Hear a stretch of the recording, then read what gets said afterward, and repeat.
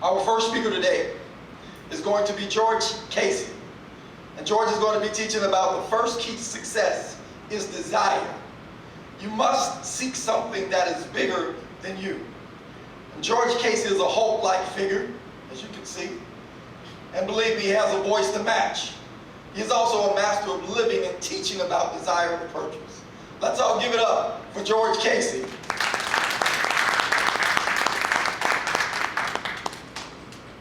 Good afternoon. I'm glad you all could make it out today. I was sitting over there debating whether I should use this microphone or not. It's such a big voice, but I'll quiet it down for you guys just a little bit today as I want to talk about desire. And in talking about desire, I want to paint a picture for you. And this picture is of me as a young man. There I was. Not much focus in life.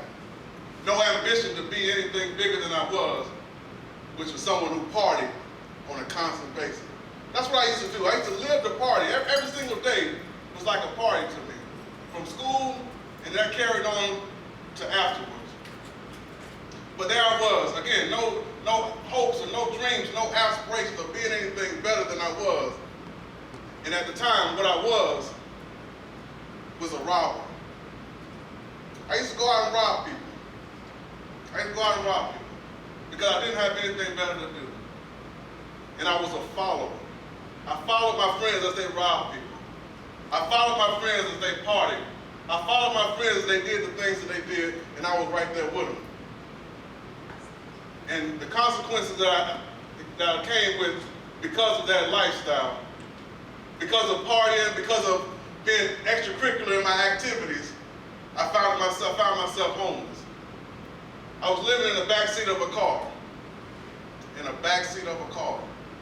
But I didn't have the car all to myself. I shared the car with two other people. And we had to fight sometimes who would get the back seat. That was the lifestyle that I lived.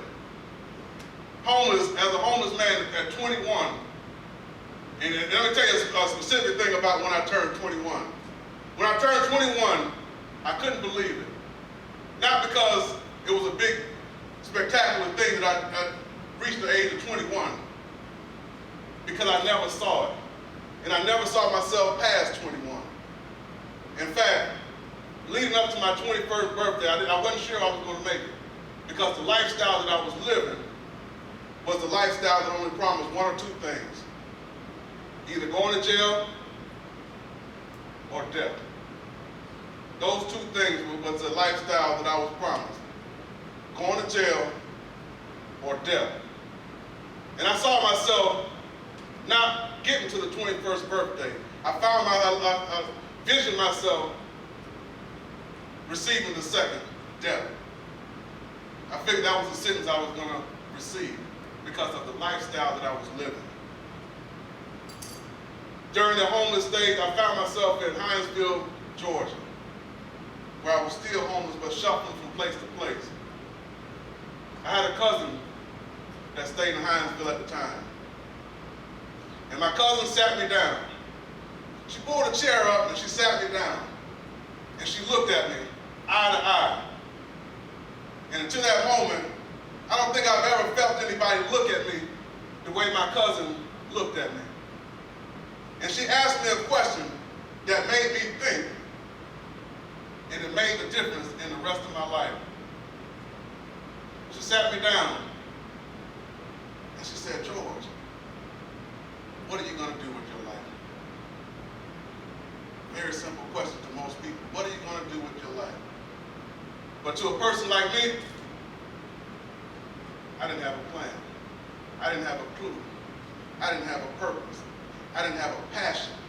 I didn't have a desire to be anything more than what I was at the time. Trying to console my cousin, I told her I had thought about joining the United States Marines. I said, maybe that's what I might do. And again, my cousin looked at me. She looked at me. And she said, "No, don't make it maybe. You need to do that. You need to do that so you can have some kind of direction in your life, some kind of foundation in your life. And the funny thing about that is, at the time, I had a warrant out for my arrest. I had to pay it was a $350 fine. I didn't have that kind of money. So it stalled me out in life. But because of the love of my cousin, she wrote out a check for $350. Without even question, no question to it. She wrote out a check for $350. And she said, here, I want you to take this down, and I want you to go pay them people. And then once you pay them, I want you to go into the Marine Corps. And so that's what I did. I saw that she loved me that much, that she would write out a check for me with no questions asked.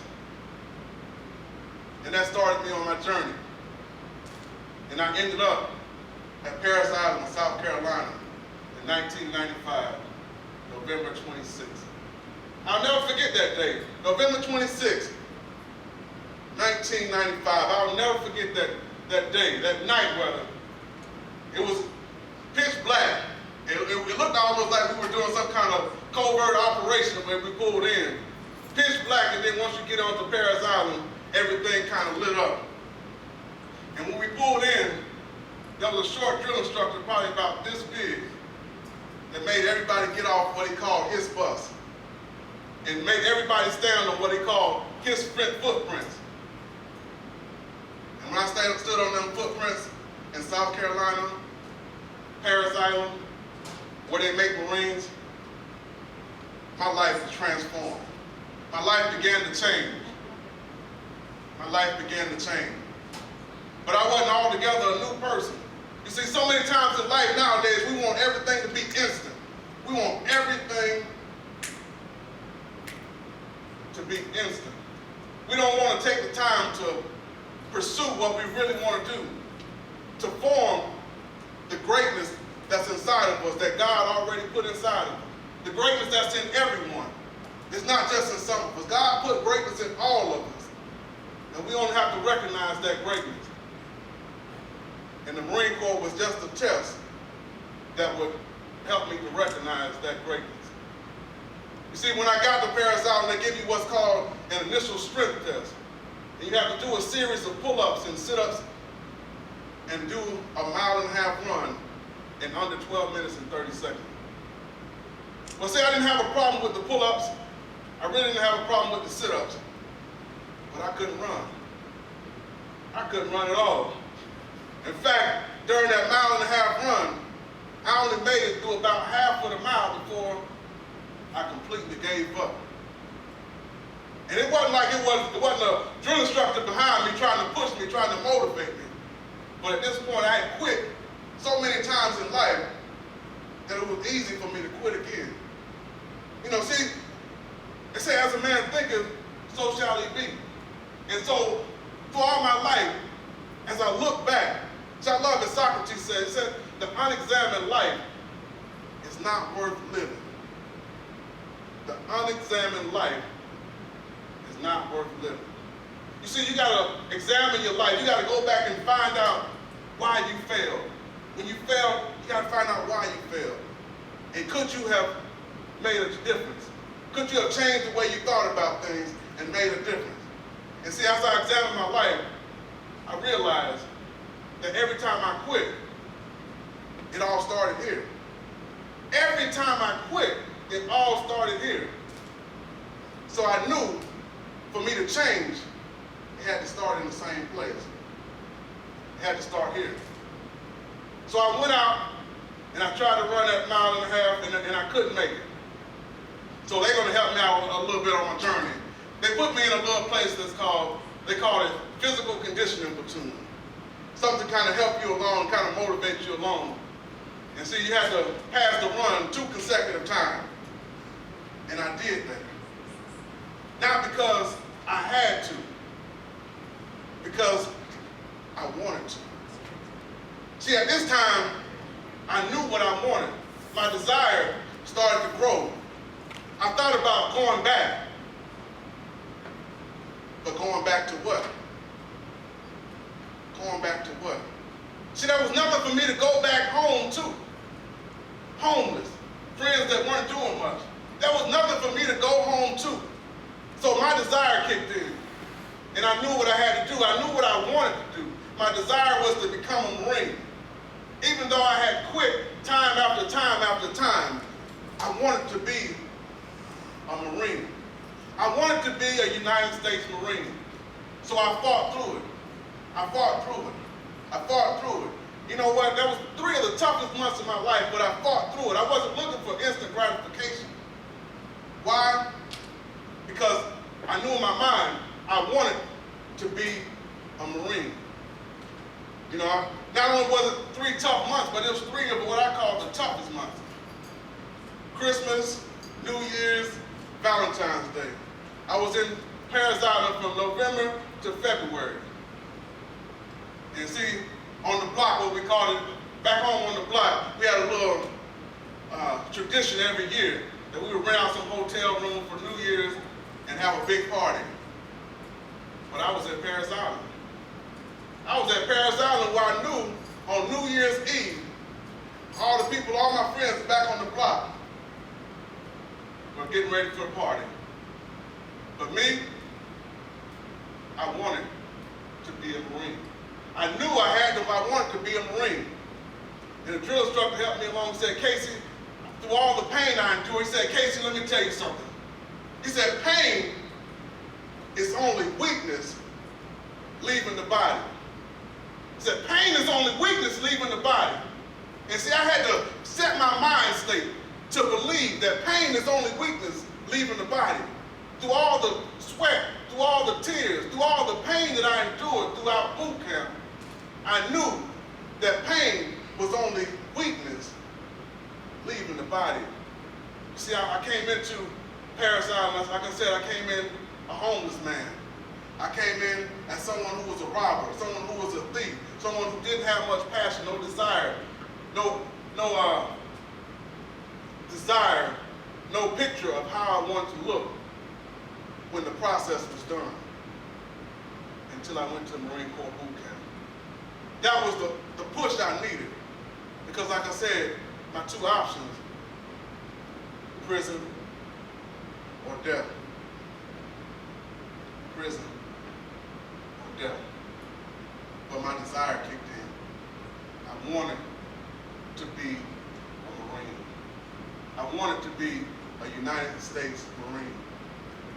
And I know here lately, as I speak more and more about God.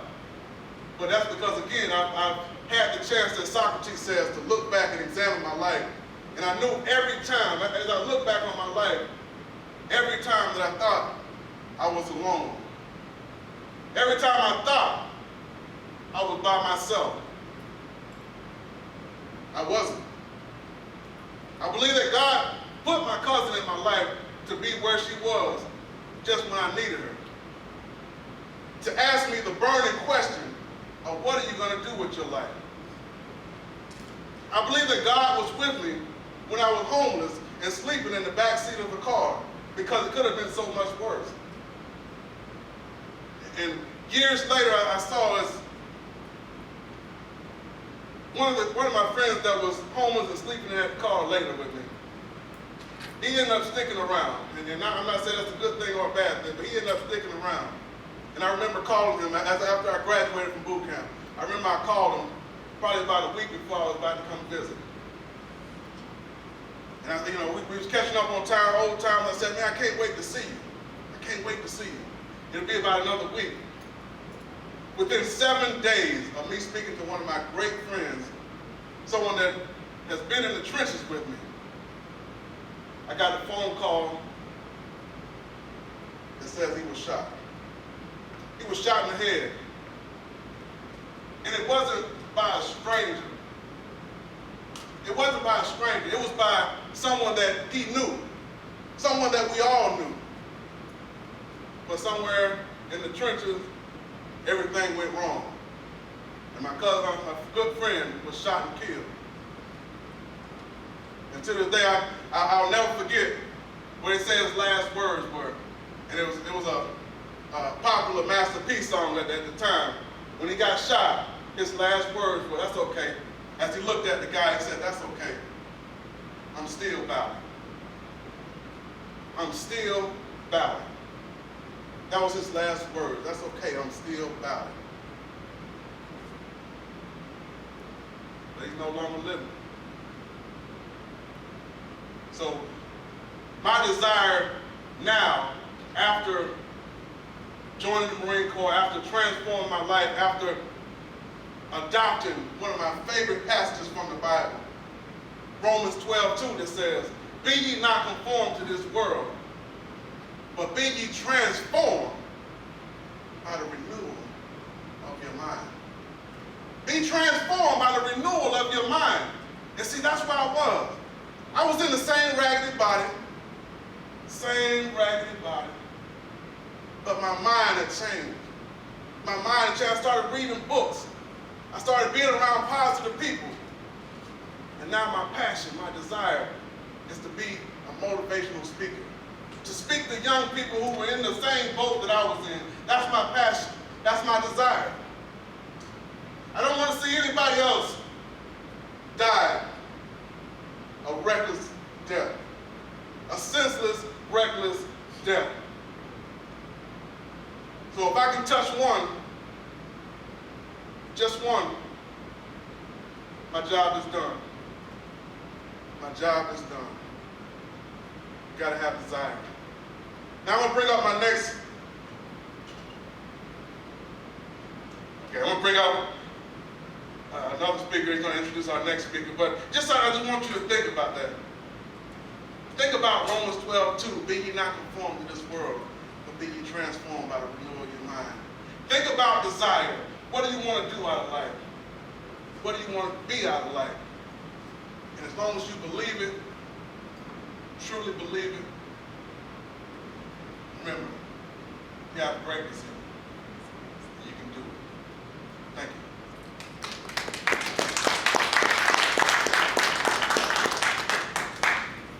George, before you sit down, they tell me that there is no such thing as a used to be Marine. Once a Marine, always a Marine. So George, before I let you sit down, tell me one of those cadence when you were running that mile and a half, one of those cadence that got you through. What did it sound like, George? Work, work. Hard work, work. Hard work, work. Hard work, work. Hard work, work. Hard work, work. Hard work, work. Hard work, work. Hard work, work. Hard work, work. See, when you get the pumping like that, hard work, work. Hard work. See that? Y'all gonna make that Marine come out of me. When we put it back in the bag, y'all gonna make that Marine come out of me. But that's it. Hard work. Hard work. It takes hard work and dedication. If they tell you it's easy, they lie to you. Being successful is simple, but it's not easy. And if it's easy, everybody would do it.